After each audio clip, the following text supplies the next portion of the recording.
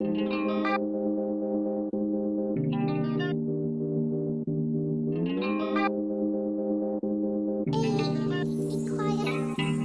right, everybody, welcome back to the podcast. You got your boy Xage here, of course, joined by one of my favorite people on the planet, and I truly mean that. We have the beautiful, talented, smart, and friendly Sara Kawai joining us today. Hello. Hello. And you look stunning as always, Thank so no you. surprises.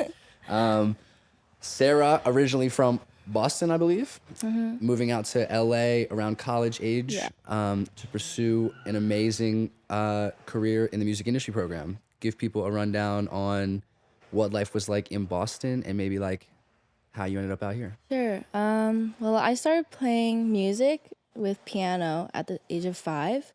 So that's where my music journey started.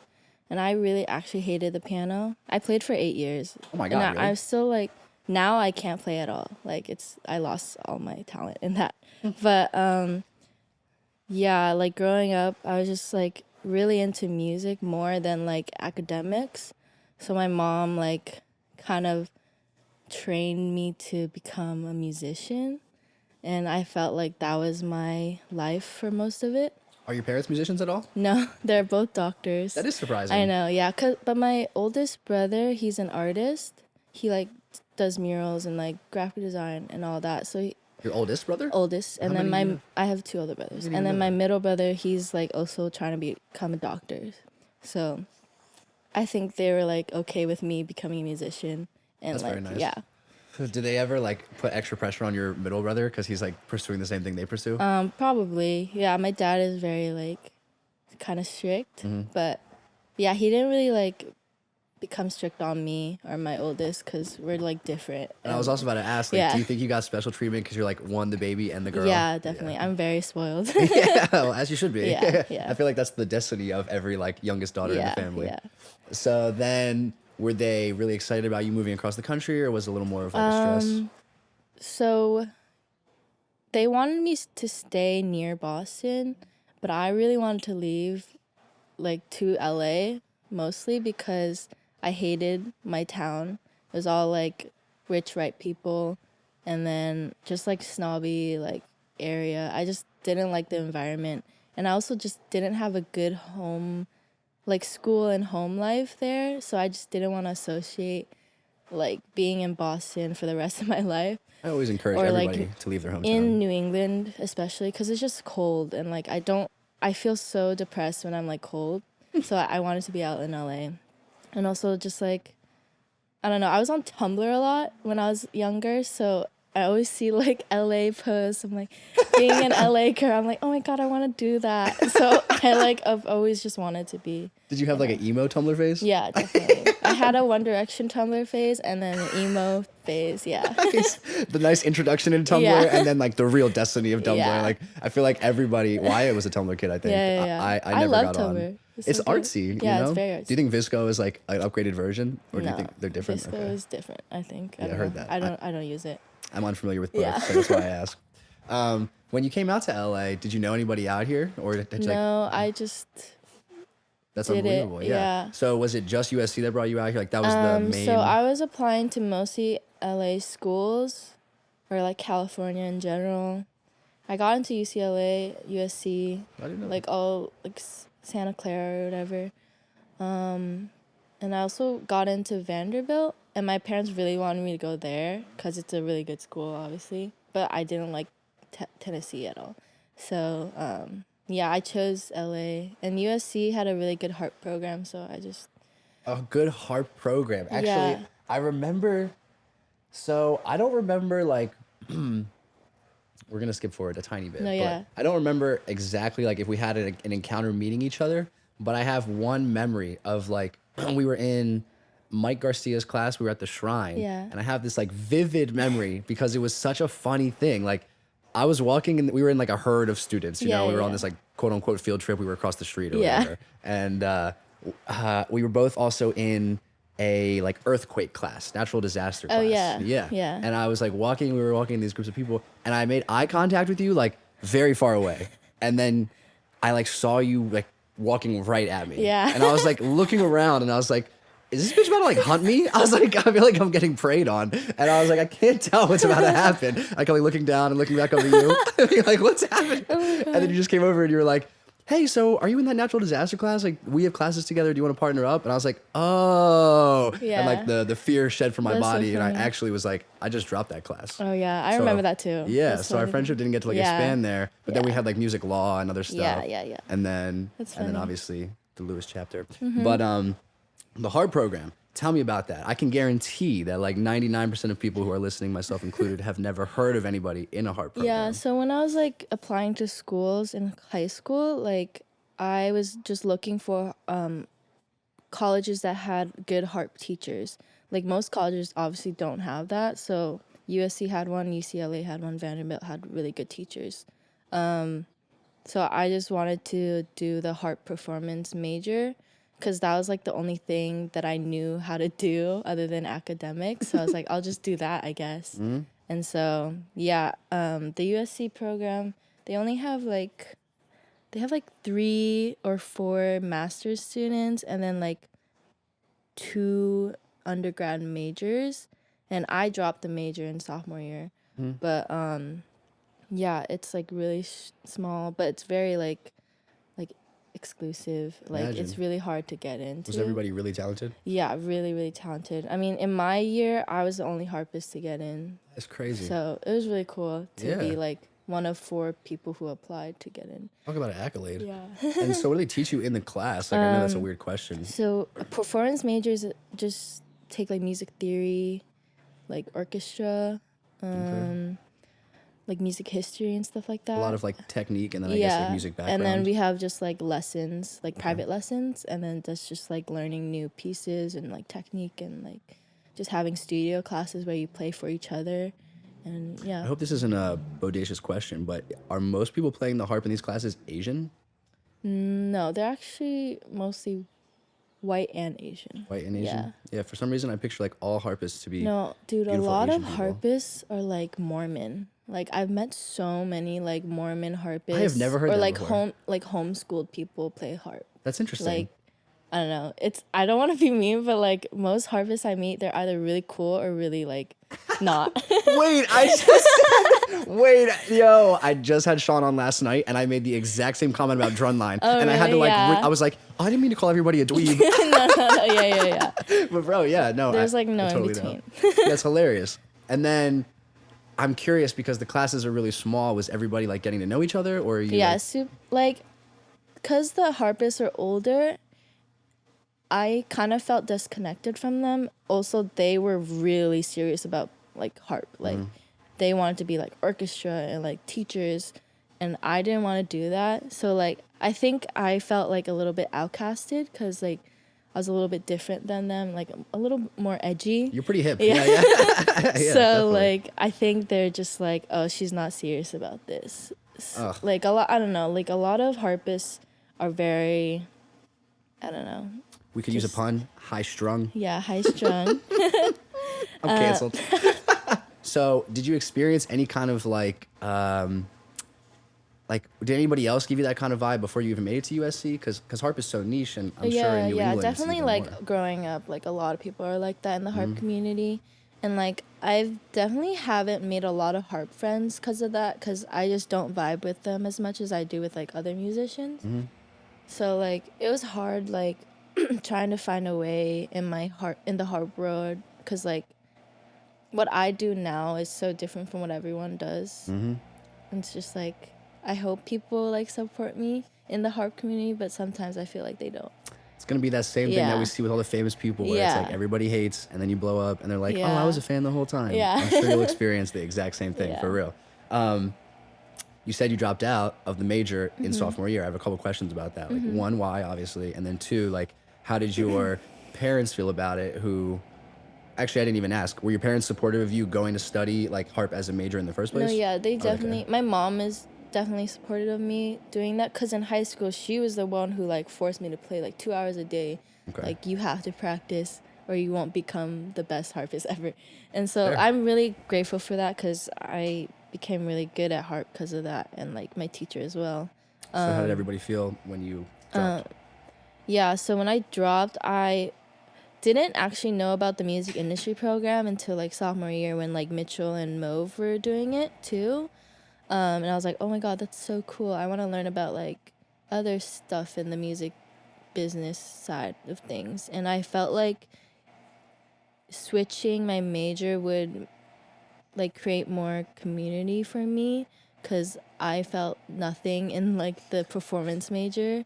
Because also just like I didn't want to do orchestra either for the rest of my life, or just become a harp teacher, because that was just like not who I am. So yeah, I just made the decision to like drop out. And then I told my parents, I was like, oh, there's this program where I can learn about the music business side. And they're like, oh, okay, cool. Are you going to still do harp? And I'm like, yeah. And then so I tried to double major for a little bit. And I realized like there's too many classes and I was like bombarded with shit. Definitely. And then I slowly like stopped going to like my lessons. And I was like, I'm sick, or like I don't want to do this right now. And then so yeah, I like slowly like gradually stopped doing harp lessons with my teacher. And she was like really supportive of like what I wanted to do. So she didn't really care that much. Well, you have like a very strong drive. I'm sure she could tell. And so my mom was a little bit upset that I wasn't continuing harp lessons. But now, like, since I'm doing a lot of other stuff, like, I don't think she really cares. But you've also like, continued the harp. Yeah, I still continue. And, like, yeah, it's good. At this point, when you swapped over, were you already producing beats and music? Yeah, I started producing beats when I was, like, a freshman in college. At USC? Yeah. Okay, yeah. And I started with, do you know Bobby Kaufman? Yeah. Monty? Yeah, yeah. Oh, yeah, you met him. Yeah, we both started at the same time. So we both learned, together. So That's perfect. It was good. Yeah. It's always good to like come up with other people. Yeah. Like teaching yourself all of the stuff that we've mentioned so far is so hard. Yeah. It's always good to have like people around. Yeah. So I asked because were you already at this point like integrating harp into your beats? Yeah. So I was like, I actually met Umi freshman year too, because Bobby and Umi dated actually. Oh, cool. Yeah. And so she was asking for like harp loops, and Bobby was also like making beats to my harp loops. And we actually have a song up with Umi's like vocals on SoundCloud on my page, which is like at like almost 300,000 plays right now. Damn. Yeah, a lot of people like Came out before she had cut a spike. Yeah. That's crazy. So yeah, I was just like sending harp loops to Umi, and then I was like, oh, this is super cool. And then I started doing covers on my Instagram page, like really low key ones, just like my favorite songs, like Daniel Caesar, like Frank Ocean and stuff. And I was like, I really like doing like pop songs, and like that's just where I felt happiness rather than doing like classical pieces. Definitely. So I think that's how it like really started. Did you find yourself like treating the harp and these creative processes as like a form of expression? Did you have like a lot that you were trying to get off your chest or anything like that? I was really mainly just like wanting to do something cool with the harp, because when I was younger, like not a lot of people knew I played the harp because I wasn't like posting about it on my social media and stuff. So I wanted, it was low key. So I was like, I just wanted to show people that like I could do cool shit. Yeah, I can do cool shit too. Yeah. I have a question because you say yourself you're a very like introverted person, you know, but you don't actually strike me as such. Like I do think you do go out of your way a lot to like meet new people and put yourself in situations that will help you succeed. Is that something that sort of started to happen more as you moved away from home? Yeah, definitely. When I was home, I was so quiet. Like I get anxious talking to people, like in high school, and like I couldn't carry on conversations, especially. But like when I got to college, I was like, I need to make friends and like just talk to people and just like get out of my shell. And I'm still like nervous talking to people, but like I realize now that like if I make things awkward, it will be awkward. So I try not to do that. Do you ever think that the harp is like a social lubricant for you? Yeah, definitely. Like I can imagine how, you know, if you were, again, like I said, I've never seen you to be as shy as you claim to be, but I can imagine if you were in a room with people and you were like shy or like not giving them the vibe that you know you could give, as soon as you started playing the harp, they would be like, oh, shit. Like, it's definitely like a barrier. Like it just helps me like talk through the music. So like that's why I love like harp so much. And just music making. And working with others. That's something you're extremely passionate about. You've always been dabbling. I have seen you with every circle of people that I've ever even heard of at USC. Like, you have been able to make friends with everybody. It's been phenomenal to watch. And I've been seeing all of the hype of the harp on Instagram now. Something we haven't mentioned is all of these phenomenal videos and collabs you've been doing. Tell me, like, the first, obviously, like, they've been evolving, so the first one's going to be different than where we are now. But, like, what are the first couple things? I think they were on TikTok. Like, in my opinion, that would be like where it all started. So tell me how those ideas came up and who was like the first couple people you had on. Honestly, like when I started TikTok covers, at the time, like that was like quarantine, right?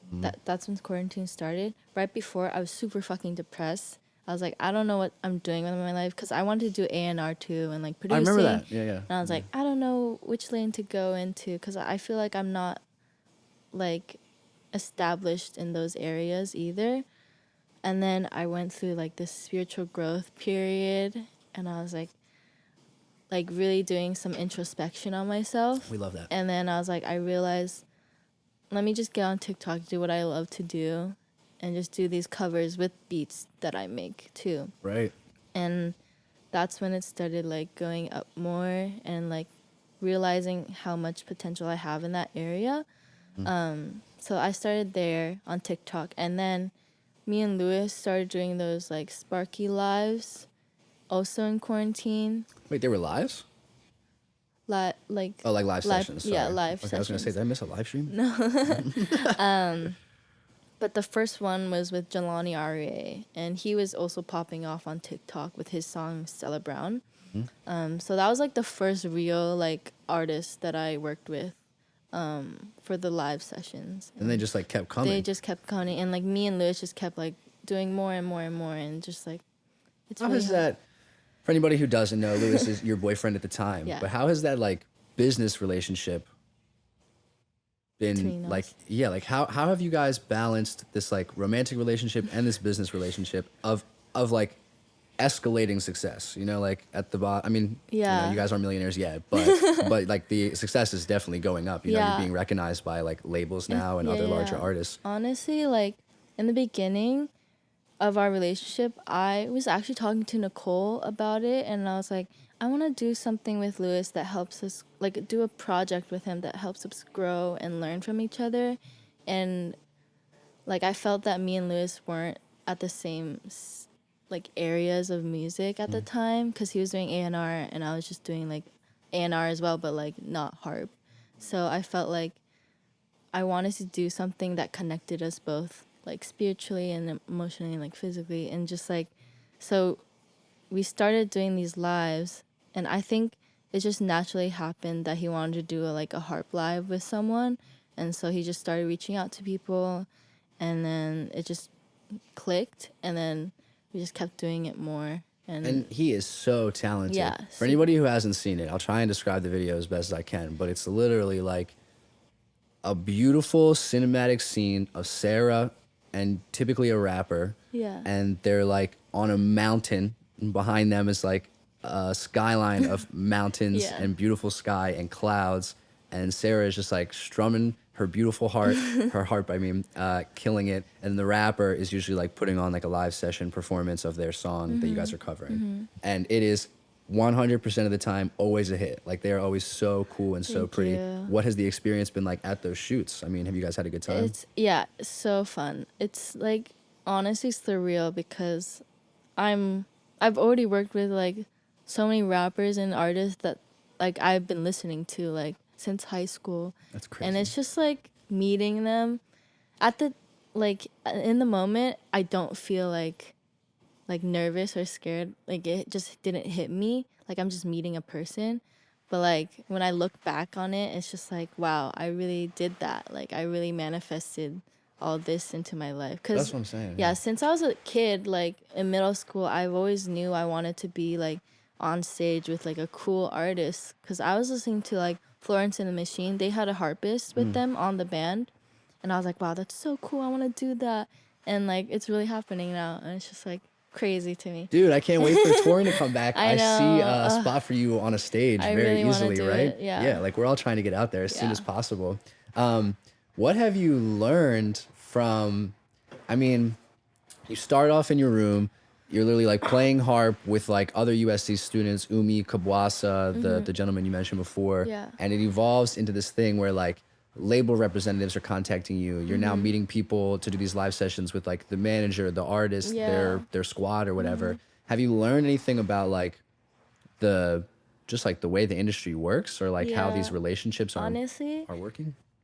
A lot of managers and labels like try to like, I don't know, they think I don't know anything about the music business because they think I'm just like a musician.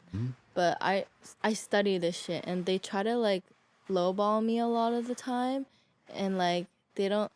I see them being a little bit sneaky because they'll try to get like free stuff out of me, like loops, and then like they won't pay me for like a big artist and stuff like that. So like I've learned that a lot of people are still snaky about the business, and it upsets me, but like I know how to get around it, and like I just Well, it's totally true. Like that's what I was kind of imagining you would say is like, I mean, I don't want to like air out your guys' laundry, but you've been mentioning some of like the different people kind of dicking you guys around. You're supposed to get this, like, you know, you're supposed to go on a trip and it didn't work out, and other stuff like that. I totally. No, a lot of people in LA or just like the music industry, they like to just like cap and be like, hey, let's do this. Like, I want to set a date. And then they won't like reach out again after like a few days, and just like, okay, whatever. But we don't ever let that shit get us down. I've noticed that about you. You always keep it very positive and you just keep moving. Yeah. How has your community at USC benefited you outside of even the harp?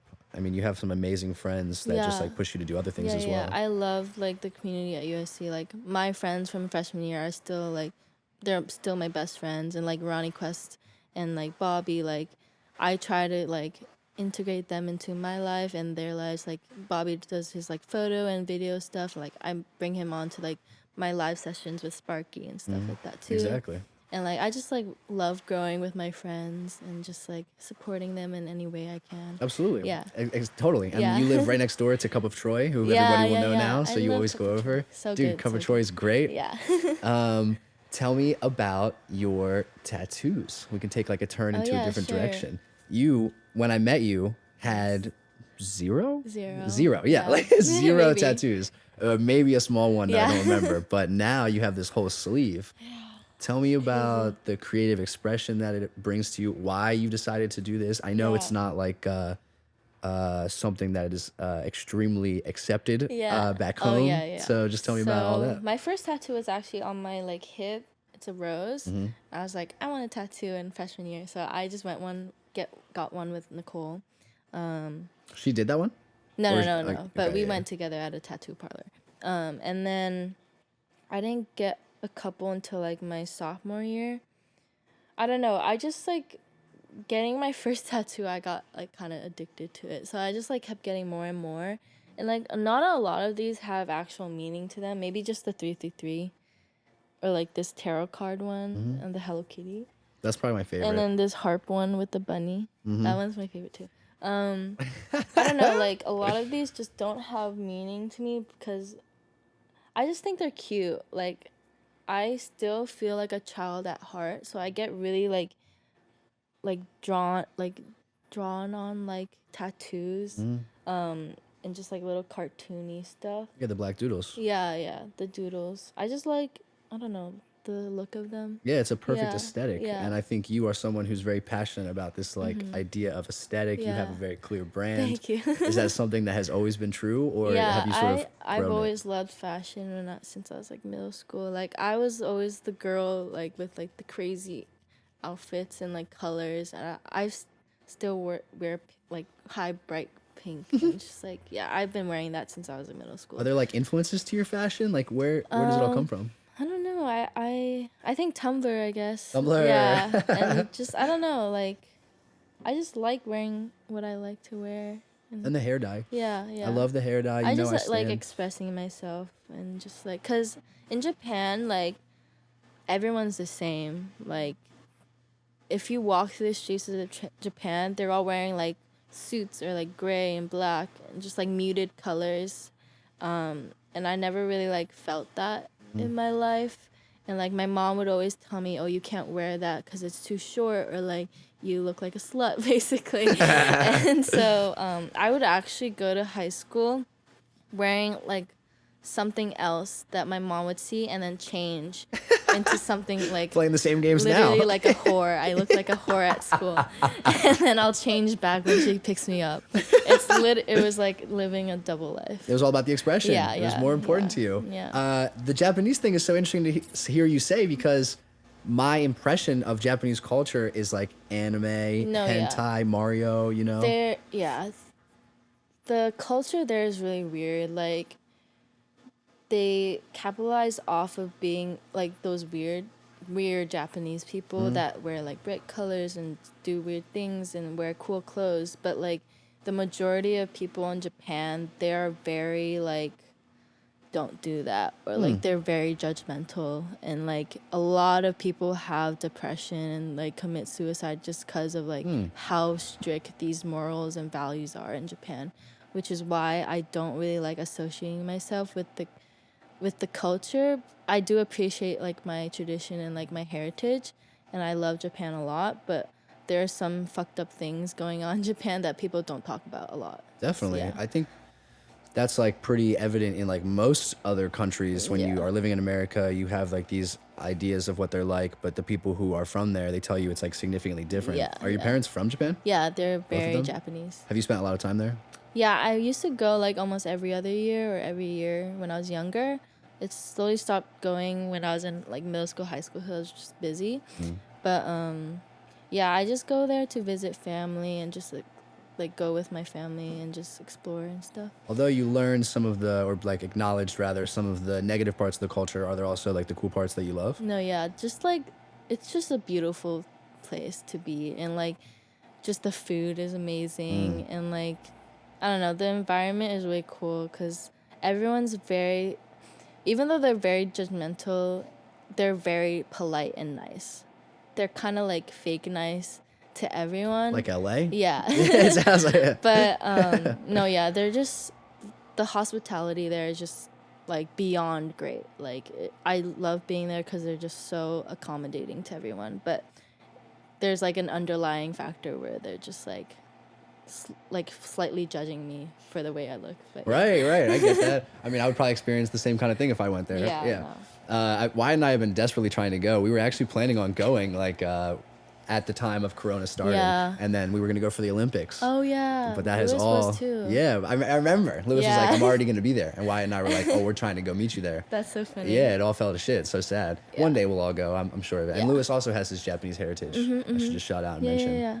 Are you a part of Pixel Dust? Oh, you're not a part of just Pixel Dust? supporting my best friend. Yeah. Candy, she does Pixel Dust. She makes Candy Kind. jewelry. Yeah, we shout out. Yeah. I asked because you seem to be like a very common brand ambassador around USC. Oh, yeah. I see your face on all types of different Instagram pages. Space Invader, Pixel Yeah. Dust. Don't you guys have like a fashion? We just sell like old clothes that we had. Yeah. Me and Nicole and Elaine on Depop. Yeah, we haven't been like keeping up with that. But I know, but it's still just, yeah. it's cool to see like your ability to keep broadening, you know, like fashion, art, creativity, music. What is inspiring you to like tackle all these different things? Just like, I don't know. I just like supporting friends and just like seeing everyone grow. I don't think there's a limit to like supporting people, and like I just feel joy from just like being a part of it too. Definitely. Yeah. Speaking of, speaking of your love of community, all of the exploration you do, all the traveling to these beautiful, beautiful places in California, which I always encourage. Dude, it's so funny to me how many people live in California, and you know, whether it be because they like literally can't, which I acknowledge, or they choose not to. Yeah. People don't take advantage of all this amazing nature. It's so pretty. You know, it's insane. Yeah. But you definitely do. Yeah. Tell me where this like love for, we'll call it trees, comes from. Honestly, like me and my friends love to trip a lot. And I especially love tripping when there's nature. It's the only way. So I love going to Joshua Tree and like Mammoth, and just like we went to Big Bear, and that was honestly the most beautiful place I've seen. Bro.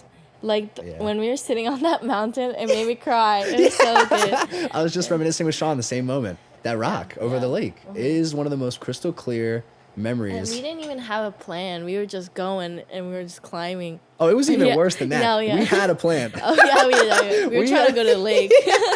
we literally just drove. I think it was I was like, look guys, there's like a lake on this map. Like, let's just show up. So we go, there's no way to drive there. We're like, fuck it. We'll just park at the top of the mountain and we'll just walk down to the lake. Yeah. We get down there. It's like very clearly a private community. We're all on mushrooms. Yeah. And these two adults show up and they're like, what are you doing? How'd you guys get here?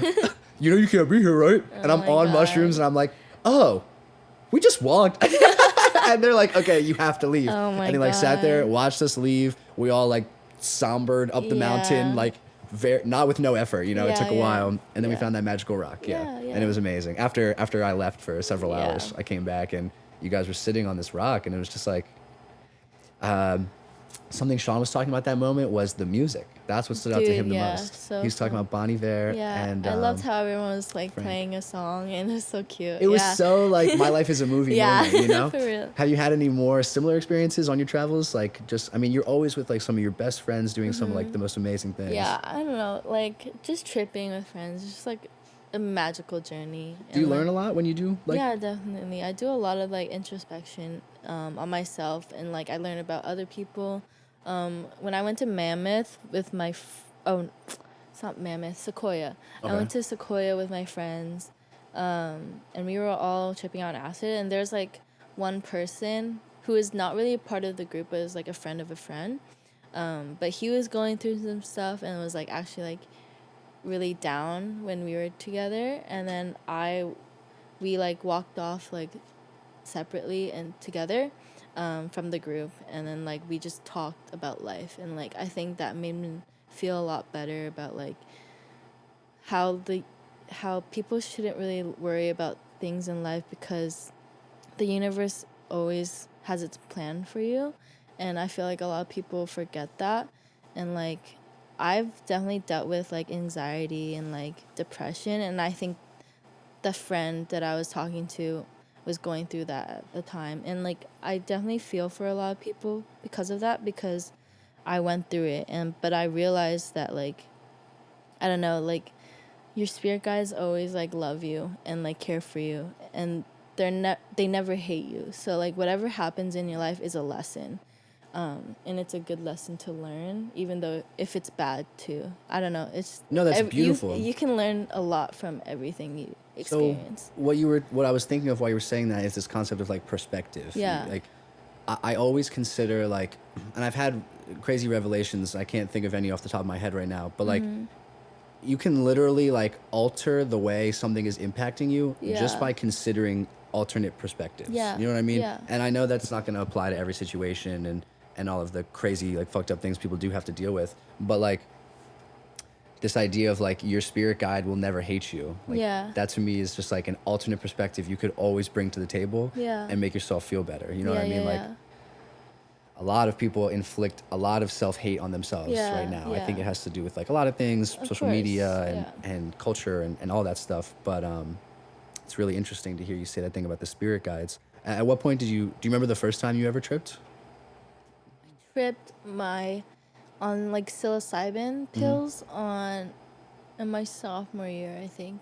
At that moment were you like, oh, this is really valuable? No, I think I was just with friends and it was like crazy times. And so at what point were you like, oh, this is actually like medicinally benefiting, like both me and people around me? I think the next time that I did it was with Nicole and Elaine.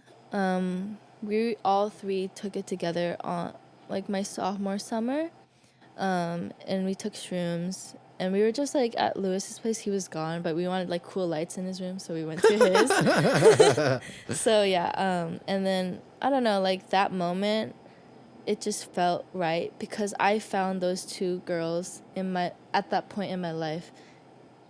I don't know, it just felt like the universe brought us together because we're just so good together. Like, all three of us love each other so much, and it feels like they're, like, my sisters for life. So, like, I just felt so much love for them, and, like, I just felt like the universe, like, connecting us. Dude, that's the shit we're looking for. Yeah. That's why you moved out here, right? I know exactly what you're talking about. I'll shout out my boy Giancarlo. Yeah. I met him at Rowan University. as well as a few other people that I love, Cam Gale, Matt Marrero, other people like that, Barbie, Russell. But I always consider like my entire experience of being at Rowan was to lead me to Giancarlo. And as gay as that sounds, like it's something I feel very strongly about. So I know exactly what you're referring to, right? Like life is so weird. It's so weird. Getting old is so weird. I know. It's so weird.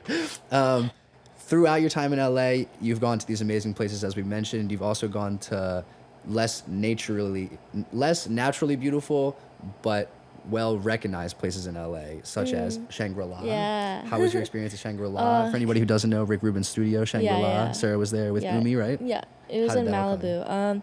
So, yeah, actually, Umi's live album called Introspection just came out Friday, so listen to that. Shout out. So we recorded that album. Umi just like brought me on. She's like, "Do you want to play harp on this album?" It's a live version of her last EP, Introspection. And I was like, of course. And then I didn't realize it was at Shangri-La until I got like the call sheet. Jeez. I was like, oh my God, that's crazy. And so so crazy. Yeah. So yeah, I just went there. It felt like I stepped into another realm.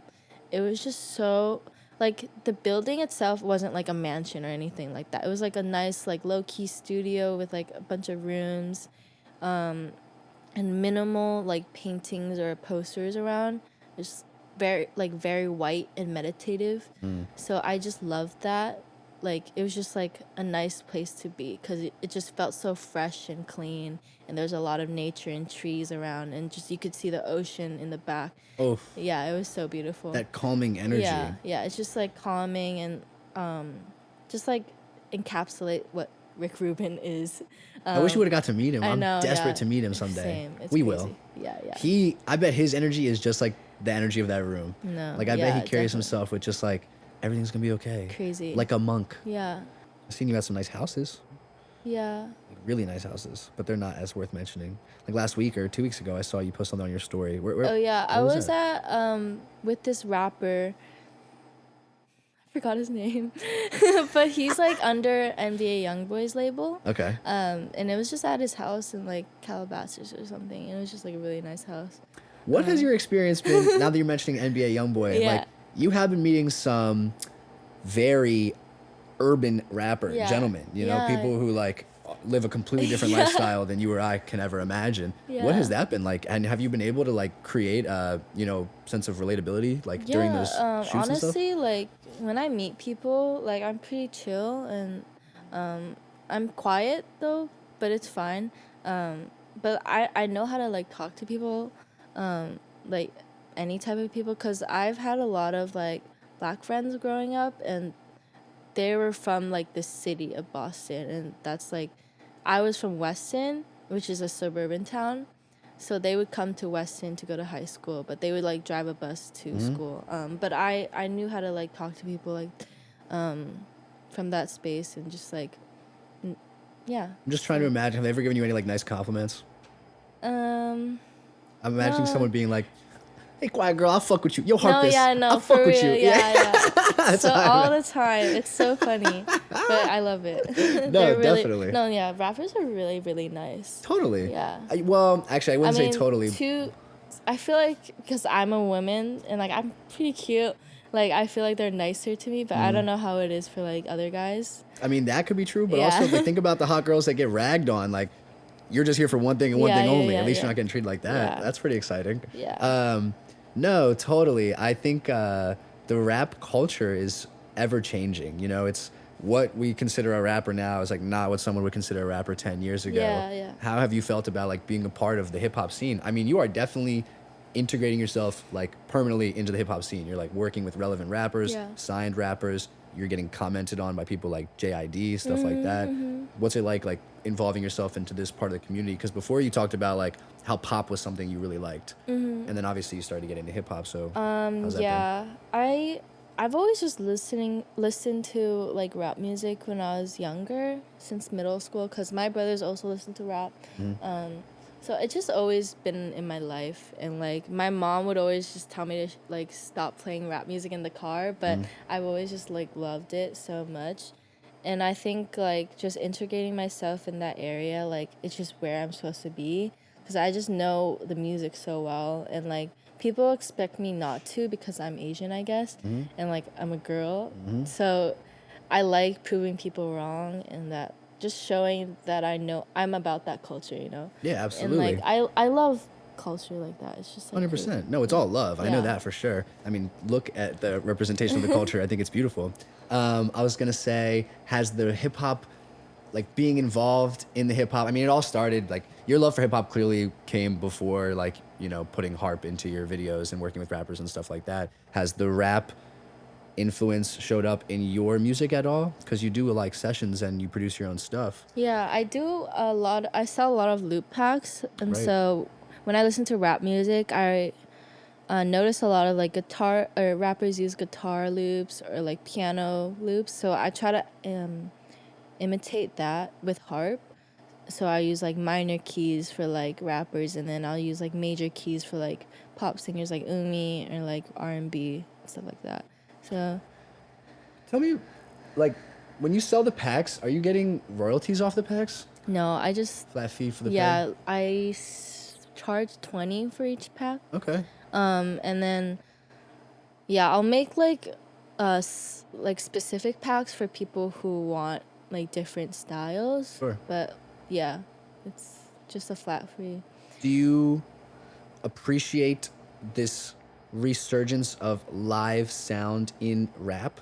I think Yeah, we of went course. from, you know what I mean? Like we went from, so in my opinion, this is definitely not a factual statement. Rap started with like these disco samples and this like reggaeton sound, very live instrument based. And then we got like, you know, GarageBand and Logic and all this Yeah. stuff. So then people started using all these like synthesized Yeah. sounds, robotic sounds. And now I'm seeing what I like with this punk, you know, era that we're sort of exiting now. Yeah. A lot of live guitar and piano and even harp, as you're mentioning. Yeah. Do you like that kind of stuff? I love that kind of stuff. And I love doing harp because in that area, because it brings such, I don't know, harp is so different from rap, right? And I love bringing the classical aspect into rap, and I feel like it should be appreciated more. And a lot of rappers, when I meet them, they don't know what a fucking harp is. Like, they're like, what is this called? Like, what is that? I'm like, oh, it's a harp. And it's weird because when people ask me that, because, like, I'm so used to people who know what a harp is, but there's a lot of people who don't know what a harp is. Yeah. And so I just love bringing, like, something new to the table. And, like, I also think, like, violin should be appreciated more, and, like, or, like, trumpets, or, like, just brass and winds in general, like, into more rap music. And that's why I think, like, Trap Symphony, like, with the Roddy Ricch one, that went great, obviously, because it was just, like, so unexpected. I was quite literally going to ask you just about, Yeah. not that exact thing, but like the concept of these live instruments on stage. Yeah. Because you mentioned like, oh, I see myself up on stage.